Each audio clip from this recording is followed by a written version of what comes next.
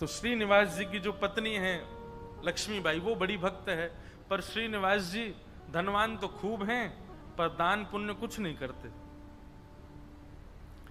ठाकुर जी के मन में आया कि लक्ष्मीबाई तो इतनी हमारी भक्त है, इसका पति श्रीनिवास भी हमारा भक्त होना चाहिए। तो ठाकुर जी एक दीनहीन से ब्राह्मण का रूप बना करके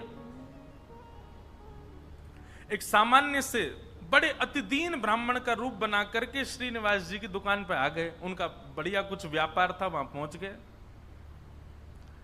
श्रीनिवास जी बोले, कहिए विप्र देवता, क्या सहायता करें आपकी?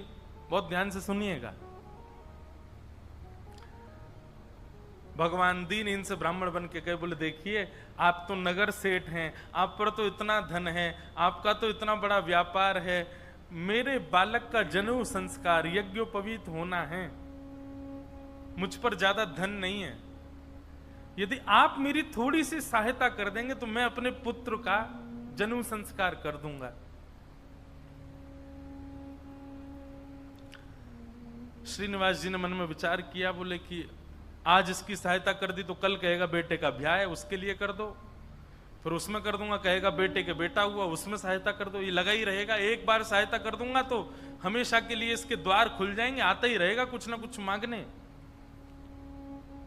तो श्रीनिवास ने कह दिया, आज मैं बहुत व्यस्त हूं, आप कल आ जाना। जैसी आज्ञा। दूसरे दिन फिर से ठाकुर जी आ गए, दीनहीन से ब्राह्मण, बोले आपने आज बुलाया था, आप कुछ सहायता कर दीजिए। अब वो अपना काम वाम इधर उधर करने लगा, दिखाने ऐसे लगा कि बहुत व्यस्त है। श्रीनिवास जी फिर बोले, आप कल आइएगा, मैं आज भी बहुत व्यस्त हूं, मैं कल आपसे मिलूंगा। ठाकुर जी बड़े दीनहीन, बड़े सरल, जैसी आज्ञा, मैं कल आ जाऊंगा। फिर चले गए। तीसरे दिन फिर ठाकुर जी आ गए। श्रीनिवास बोला, ये तो रोज आ जाता है, क्या करूं इसका? श्रीनिवास जी ने बाहर कुछ 2-3 बालक बैठा दिए, बोले जैसे ही ये ब्राह्मण आता देखिए मुझे बता देना, मैं कहीं भाग जाऊंगा, मैं मिलूंगा ही नहीं इसको। रोज कल कल कल करते करते 3 महीने बीत गए। अब तो ऐसी स्थिति हो गई कि जैसे ही ब्राह्मण आता दिखता, श्रीनिवास कहीं से भाग जाता और सबको ये बोल देता, इसको बोल देना है ही नहीं, चले गए कहीं बाहर। कब आएंगे? बोले 2 महीना बाद आएंगे। 2 महीना की तो छुट्टी मिले। ठाकुर जी बोले, मैं 2 महीना प्रतीक्षा कर लूंगा, 2 महीने बाद आ जाऊंगा। और ठीक उस तिथि के 2 महीना बाद ठाकुर जी फिर आ गए। अब कोई हम आप जैसा व्यक्ति होता तो फिर अपना स्वाभिमान देखता, अरे क्या रोज रोज इसके द्वार पर जाना। लेकिन वो तो ठाकुर जी है ना, ठाकुर जी को स्वाभिमान थोड़ी रहता है, ठाकुर जी को तो ये इस पर कृपा करनी है मुझे। वो तो ढीठ बन जाते हैं। और ढीठ भी नहीं, हमारे ब्रज में तो ऐसा विनोद में कहते हैं, ठाकुर जी महा ढीठ बन जाते हैं। एक बार एक भक्त की कथा आती है कि उससे सब लोग कहते थे गंगा जी स्नान करने जाओ। वो गंगा जी इसलिए नहाने नहीं जाता था कि वहां पंडे पुजारी पकड़ लेंगे, कहेंगे दक्षिणा दो, वो दक्षिणा नहीं देनी पड़े, इसलिए गंगा जी नहीं नहाता था। पत्नी ने एक दिन कहा, मैं भोजन नहीं बनाऊंगी और मैं मायके चली जाऊंगी अगर आप गंगा स्नान करके नहीं आए तो। गंगा स्नान करने गया तो साधारण घाटों पे नहीं गया, उस घाट पे गया जहां पर शव जलाए जाते हैं। वहां पे पंडे पुजारी होते ही नहीं है। बोलो वहां नहाऊंगा तो कोई नहीं आएगा। कंजूसों की भी। अच्छा, एक और चीज, हमने कई भक्तों के चरित्र देखे, कंजूसों से भी ठाकुर जी की बड़ी मैत्री है। दान पुण्य करने वाले तो ठाकुर जी के हैं ही, लेकिन जो कंजूस होते हैं ना, ठाकुर जी उनका भी पीछे छोड़ते नहीं है, कैसे ना कैसे भी करके उनका पैसा निकलवाते ही हैं।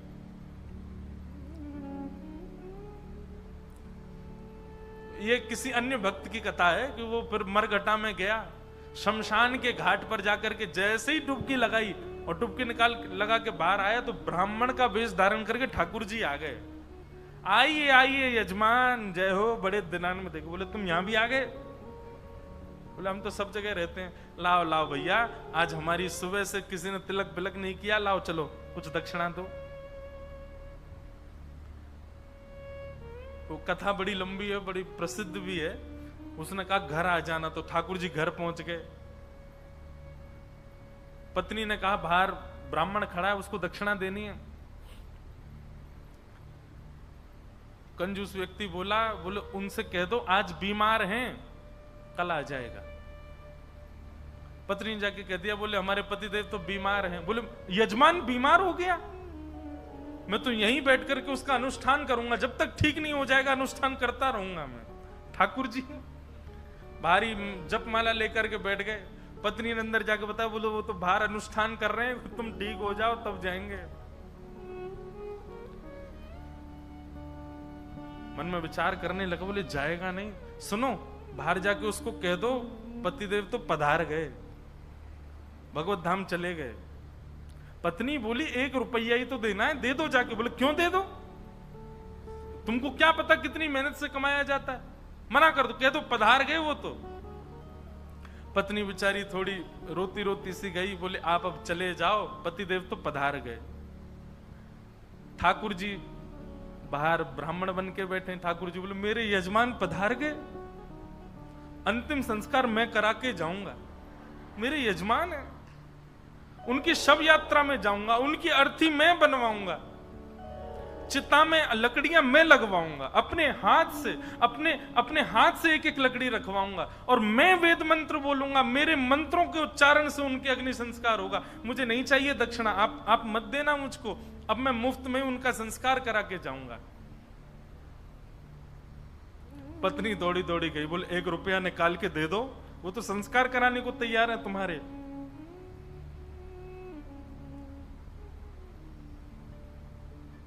कंजूस बोला सुनो एक काम करो, अर्थी लगाओ तुम, और अर्थी बंधवा करके लेट गया। बोले चुपचाप बस ले चलो, थोड़ी दूर तक चलेगा, फिर वो चला ही जाएगा, जब दिख जाएगा ना कि हाँ ये वास्तव में मर गया है तो कुछ नहीं मांगेगा।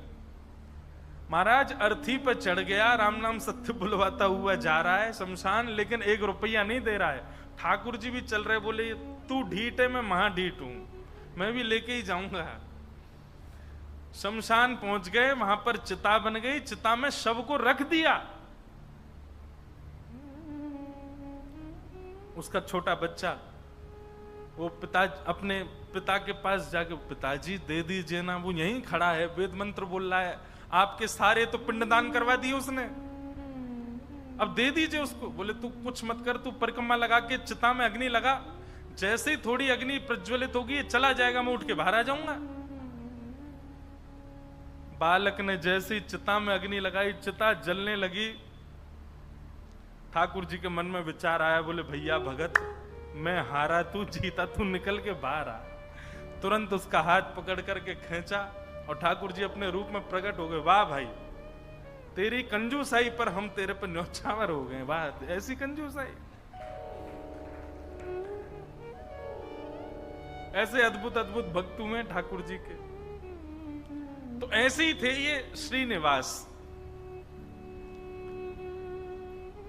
6 महीना तक ब्राह्मण को लटकाए रखा, लेकिन उसको पैसा नहीं दिया। लेकिन रोज आकर के बैठ जाएं ठाकुर जी, तो बोले मेरे बेटे का यज्ञोपवीत होना है, कुछ दे दीजिए। श्रीनिवास ने कहा इससे बचने का कोई और उपाय ढूंढना पड़ेगा। और उसने क्या किया, खोटे सिक्के जो कहीं नहीं चलते, खोटे सिक्के, पुराने सिक्के जो जिनका कहीं अस्तित्व नहीं है, जिनको कोई लेता तक नहीं है, उनकी 2 थैलियां बना करके, 2 पोटलियां बना करके रखी। और आज जैसे ही भगवान आए तो दोनों पोटलियां उनके हाथ में थमा दी। बोले ये लो पैसा, तुमने मांगा मैंने दिया, अब कल से मत आना यहां पर। ठाकुर जी तो सब जानते हैं, अंतर्यामी। भगवान ने जैसे ही देखा, कहा बोले ये तो खोटे सिक्के हैं, ये तो कहीं चलेंगे ही नहीं, इनका तो कोई प्रयोग ही नहीं होगा। बोले देखो बात हुई थी धन देने की, धन मैंने दे दिया, अब खोटा दूं अच्छा दूं ये मेरे ऊपर है। तुम मंगता हो, मैं दानी हूं, मैं चाहे जो दूं, तुम मना नहीं कर सकते, लेके जाओ इनको। ठाकुर जी बोले कृपा तो इस पर मुझे करनी है, चाहे जो हो जाए। ठाकुर जी चुपचाप श्रीनिवास के घर पहुंच गए। और घर जाकर के उनको पता था कि पत्नी परम भक्ता है, उसके आगे जाकर के ठाकुर जी तो रोने लगे और रोते रोते बोले 6 महीना से श्रीनिवास जी मुझको रोज बोल देते हैं कल आओ कल आओ कल आओ, और 6 महीना बाद आज मुझको ये फूटी हुई कौड़ियां दे दी हैं, खोटे सिक्के दे दिए, कहीं नहीं चलेंगे, मैं अपने पुत्र का कैसे करूं यज्ञोपवीत संस्कार। वो तो परम भक्ता थी, उसका हृदय तो इतना द्रवित हो गया, इतनी व्याकुल हो गई, क्या करूं, मेरे द्वार पर ब्राह्मण देवता मांगने के लिए आए हैं और 6 महीना से परेशान ब्राह्मण देवता हैं। तुरंत दौड़ करके भीतर गई और अपनी अलमारी के अंदर से उनके पिता ने एक सुंदर नासिका में पहनने वाला एक क्या बोलते हैं उसको, नथनी, वो नथनी उनको दी थी, जिसकी कीमत हजारों लाखों में थी उस समय पर। मतलब कि अगर उसको बेच दिया जाए तो खूब सारा धन लिया जा सकता था, इतनी महंगी। अंदर तिजोरी के अंदर वो छुपा करके रखी थी श्रीनिवास ने ही। तुरंत वो तिजोरी से निकाल करके और अपनी जो नथनी थी ब्राह्मण देवता को प्रदान कर दी। बोले आप इसको ले जाइए और आप अपने पुत्र का बड़े प्रेम से आनंद से यज्ञोपवीत संस्कार करो। ठाकुर जी तो बड़े प्रसन्न हो गए। ठाकुर जी उस नथनी को लेकर के सीधे श्रीनिवास की दुकान पे ही गए और दुकान पे जाके बोले देखो आपने तो खोटे सिक्के दिए, उनसे तो कोई काम बन नहीं रहा, अब मुझे एक दानी ने एक स्वर्ण की सामग्री दी है, आप उसको गिरवी रख करके मुझे 100 सोने की मोहर दे दो। श्रीनिवास बोला दिखाओ क्या दिया है। तो जैसे ही वो नथनी दी, वो नथनी तो देखते ही वो समझ गया ये तो मेरी पत्नी की है। उसने घुमा घुमा करके देखा और उसने मन में आया, बोले पत्नी है भी ऐसी, बड़ी सीधी है, भोली है, भक्त है, ये जरूर घर जा करके रोया होगा और उसने इसको निकाल, लेकिन उसने मुझसे पूछे बिना दे दी। श्रीनिवास ने कहा ठीक है मैं देता हूं, रुको। भीतर गए और अपनी दुकान की तिजोरी में ले जाकर के वो नथनी श्रीनिवास ने रख दी और बाहर आकर के कहा अभी मुझ पर मोहर नहीं है, आप कल आइए, कल 100 सोने की मोहर लेकर के जाइएगा मुझसे। भगवान बोले कल दे देंगे ना आप? बोले पक्का दूंगा, मैंने आपकी रख ली ना, नथनी अपने पास रख ली, सोने की मोहर कल दूंगा, अभी जाओ। ठाकुर जी तो वहां से चले गए। श्रीनिवास क्रोध में तिलमिलाता हुआ, आंखें लाल पड़ी, चेहरे का ताम्रवर्ण हो गया, घर पहुंचा अपने। घर में जाती चिल्लाने लगा कहां हो, बाहर आओ निकल करके। पत्नी दौड़ी दौड़ी आई, क्या हुआ क्या हुआ? बोले सुनो, तुम्हारे पिता ने जो तुमको नथनी प्रदान की थी बड़ी बहुमूल्य, उसमें बहुत सारे रत्न लगे हैं, बहुत सुंदर एक हीरा लगा, जरा लेके तो आना, मुझे देखनी है वो। अब पत्नी घबराने लगी, बोली वो तो मैंने ब्राह्मण को दे दी और श्रीनिवास अपनी तिजोरी में रख करके आए थे। इधर उधर घूमने लगा और बार बार पूछे कहां है नथनी, जल्दी लेकर के आओ। पत्नी घबरावे, थोड़ी देर में बोला यदि तुम लेकर के नहीं आई तो तुमको जीवित गाड़ दूंगा मैं, तुम्हारी मृत्यु कर दूंगा मैं, जल्दी लेकर के आओ, भीतर जाओ। श्रीनिवास का क्रोध देख करके जो लक्ष्मीबाई उनकी पत्नी थी वो कक्ष के भीतर गई, अंदर से किवाड़ लगा करके खूब रुदन करने लगी, स्मरण करने लगी, हे जगतनाथ, हे प्राणनाथ, मैंने अपराध किया है कि मैंने अपने पति से बिना पूछे घर की सामग्री किसी को दे दी, पर वो किसी दरिद्र व्यक्ति को तो नहीं दी, किसी गलत स्थान पर तो नहीं दी। एक ब्राह्मण बेचारा केवल अपने परिवार का पालन करने के लिए कुछ मांग रहा है, 6 महीने से परेशान था, उसको यदि मैंने दी, इसमें भी आपकी सेवा का भाव रखा मैंने, क्योंकि मैंने सुना है कि ब्राह्मण आपके मुख हैं, कोई ब्राह्मणों की सेवा करता है तो वो आपके मुख की सेवा के समान होता है। मुझसे अपराध तो हो गया है नाथ, लेकिन मैंने तो आपकी सेवा के लिए किया है। मेरे प्राण तो आज निकल जाएंगे, पति मुझे मेरे जीवित छोड़ेंगे नहीं, लेकिन मैं उनके हाथों मर करके उन पर दोष लगे ऐसा नहीं करूंगी, मैं स्वयं अपने प्राण त्याग दूंगी। और उन्होंने तभी वहां कक्ष में कुछ ऐसी सामग्री थी, उससे विष लेकर के एक कटोरी में और पीना चाहा, और अंत समय में बस एक भावना रखी, हे मेरे ठाकुर जी, केवल आप उस ब्राह्मण को सुरक्षित रखिएगा, उसके परिवार को सुरक्षित रखिएगा, कहीं ये लड़ते झगड़ते उसके ऊपर आक्षेप ना डाल दें, उसके ऊपर कोई कष्ट ना दे दें, उसके बालक का अच्छे से यज्ञोपवीत संस्कार हो जाए। मेरी बस यही प्रार्थना है। मैं प्राण इसलिए नहीं त्याग रही हूं कि मेरे साथ कुछ गलत हुआ, कुछ अन्याय हुआ। मैं प्राण इसलिए त्याग रही हूं नाथ कि कहीं मेरे पति के ऊपर कोई आक्षेप ना लगा दे, और आप नाथ कृपा करना, मेरे तो प्राण निकल जाएंगे पर मेरे जीवन की शेष भक्ति जो है वो मेरे पति के जीवन में आ जाए। ऐसा कहते ही जैसे ही विष मुख के पास लेकर के पान करने लगी लक्ष्मीबाई, तभी एक खनक जैसी हुई, एक आवाज जैसी आई। नेत्र खोल करके देखा तो जो नथनी थी उनकी, वही ऊपर से गिरी है उस विष की भरी हुई कटोरी में। नेत्र खोल करके देखा तो ये तो वही नथनी है, ये तो मेरी ही नथनी है, ये यहां कैसे आ गई? ठाकुर जी को बार बार धन्यवाद कहने लगे। निश्चित ही श्री ठाकुर जी ने कृपा करके ये मुझे प्रदान कर दी। तुरंत उस पात्र को दूर रख करके नथनी हाथ में लेकर के, भगवान पर विश्वास तो उनका था ही, प्रसन्न मुद्रा में द्वार खोल करके बाहर आई और बाहर आकर के श्रीनिवास जी को दिखा दी, लीजिए ये लो नथनी। अब यहां श्रीनिवास का दिमाग घूम गया। बोले नथनी तो मैं अपनी तिजोरी में रख करके आया हूं, ये अंदर से कैसे निकाल के लिए आई? उसने नथनी पकड़ी, बोले ये तुम्हारी है ना? बोले हाँ मेरी है, देखिए ना वही हीरा है, वही रत्न है, वही स्वर्ण है।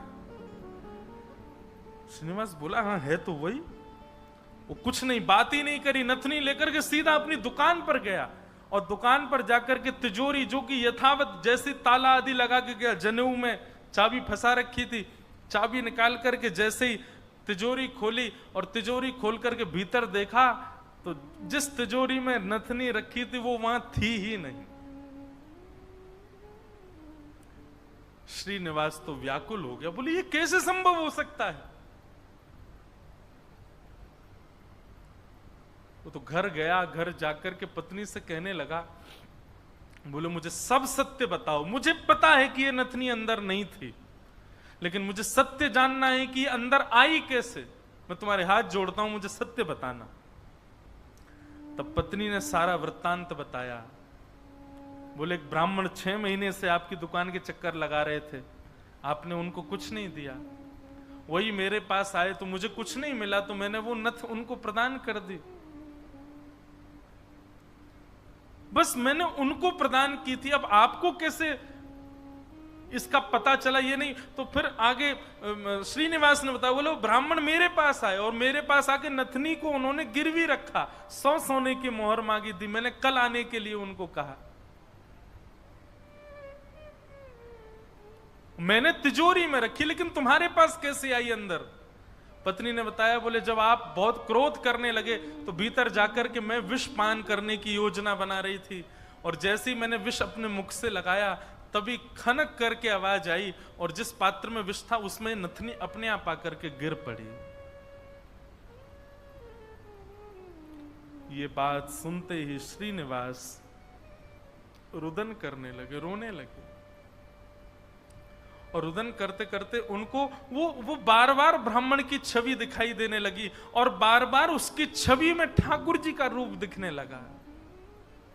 वो स्मृति आने लगी कि जब मैं कह देता था कल आ जाना, तो बेचारे ऐसे हाथ जोड़ करके, ठीक है बाबूजी मैं कल आ जाऊंगा, पर कल आप दे देंगे ना मेरे पुत्र का यज्ञोपवीत होना है। ये सारी स्मृति श्रीनिवास के चित्त में उठने लगी, और ये विश्वास प्रगाढ़ हो गया कि ये सामान्य ब्राह्मण नहीं थे, साक्षात ठाकुर जी थे, और ये ठाकुर जी अनुग्रह करके मुझसे दान कराने के लिए आ रहे थे। अरे दान क्या कराने आ रहे थे, मेरे आगे हाथ जोड़ करके मांगने के लिए आ रहे थे।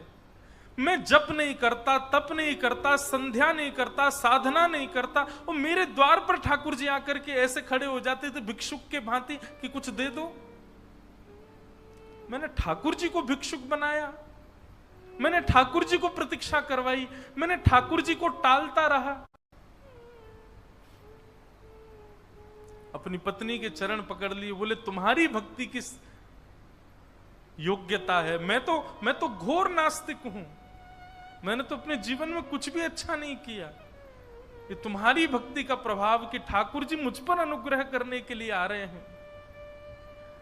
मैंने ठाकुर जी को टहलाया, मैंने ठाकुर जी से प्रतीक्षा करवाई, मैंने ठाकुर जी को इतना कष्ट दिया इस संपत्ति के लिए, इस धन के लिए।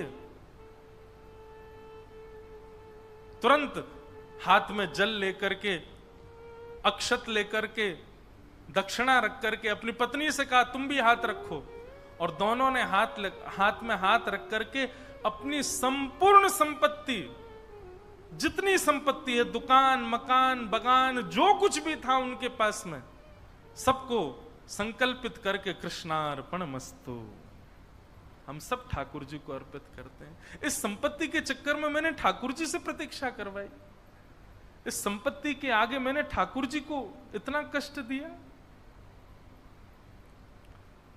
और उसी दिन से ही श्रीनिवास की स्थिति ऐसी हो गई कि अपना जितना धन था धीरे धीरे धीरे धीरे करके ब्राह्मणों में, संतों में, वैष्णवों में, अयोग्यों में, गरीब कन्याओं के विवाह में, गरीब बालकों की पढ़ाई में करते करते करते करते एक तो होता है कि इतना खर्च करें कि हमारा घर भी चले, पर नहीं, इसकी तो ऐसी स्थिति हो गई कि अब वो कुछ रखते ही नहीं है अपने पास।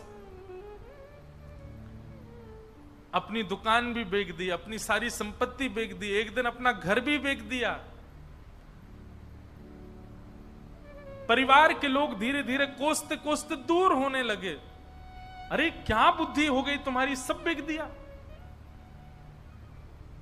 सबको ठाकुर जी की सेवा और ठाकुर जी के जनों की सेवा में लगा दिया। एक फूटी कौड़ी भी अपने पास नहीं रखी। बोले कि नहीं, इसकी वजह से मैंने ठाकुर जी को श्रमित कराया, मैं इसको कैसे रख सकता हूं। और सब छोड़ करके, सब त्याग करके पत्नी ने कहा अब हमारे पास कुछ भी नहीं है, रहने के लिए घर भी नहीं है, भोजन करने के लिए अन्न भी नहीं है, पहनने के लिए वस्त्र भी नहीं है, अब हम क्या करें। बोले अब पकड़ो मेरा हाथ। अब हमने सब छोड़ दिया, क्योंकि अब तक सबको अपना माना था, पर अब हमारे नाथ, हमारे स्वामी श्री पंडरीनाथ हैं, श्री विठ्ठल भगवान हैं, चलो उन्हीं की शरण में, चलो उन्हीं के नगर में, वही खिलाएंगे, वही रिलाएंगे, वही सब करेंगे हमारी व्यवस्था। और श्रीनिवास अपनी पत्नी के साथ पंढरपुर आ गए हमेशा के लिए। यहां आकर के उन्होंने दिव्य एक संत थे, उनसे गुरु दीक्षा ली, और गुरु दीक्षा लेने के बाद केवल एक ही उनका काम, दिन में जाना और जाकर के श्री पंडरीनाथ भगवान का दर्शन करना, और पूरे दिन यहाँ के वैष्णवों का दर्शन, उनकी सेवा करना, यही उनका काम। दीक्षा के बाद गुरुदेव ने उनको दूसरा नाम प्रदान कर दिया। दीक्षा में एक नाम दिया जाता है, और अब तक उनका नाम श्रीनिवास था, अब उनका नाम पुरंदर दास हो गया।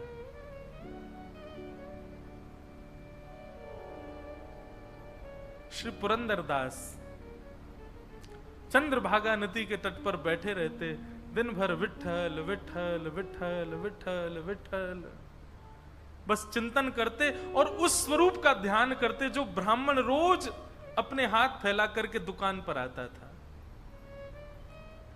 4 लोगों को बैठ करके बताते कि मेरी दुकान पर कैसे ठाकुर जी आते थे, और मैं नालायक, मैं दुष्ट प्राणी, मैं रोज उनसे कहता था कल आ जाना, कल आ जाना। अरे मैंने कितना बुरा किया, लोग खड़े करके दिखवाता था, दूर से दिख जाते तो मैं भाग जाता था।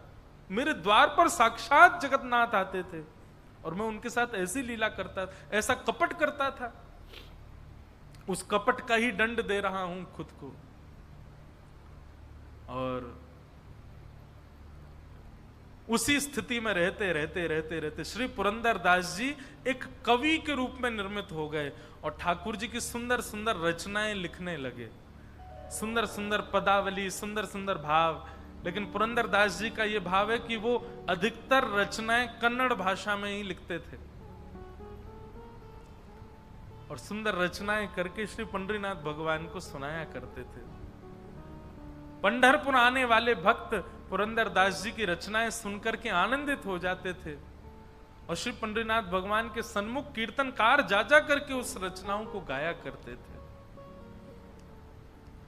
इस प्रकार पुरंदरदास जी अपना जीवन शेष समय एक कवि के भांति भगवान लीला चिंतन करते करते उन्होंने ठाकुर जी के श्री चरणों में अपने प्राणों का परित्याग कर दिया।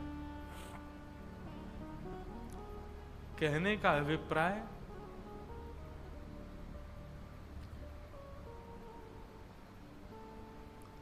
ये देखा जाता है अधिकतर कि घर में यदि माताएं बहनें भक्त स्वरूपा हैं, उनके चित्त में यदि भक्ति है तो उनकी भक्ति का प्रभाव पति पर, पुत्र पर, पिता पर और घर के जो सदस्य हैं उन पर पड़ता है और उन्हीं के भक्ति के प्रभाव से सब सुखी होते हैं।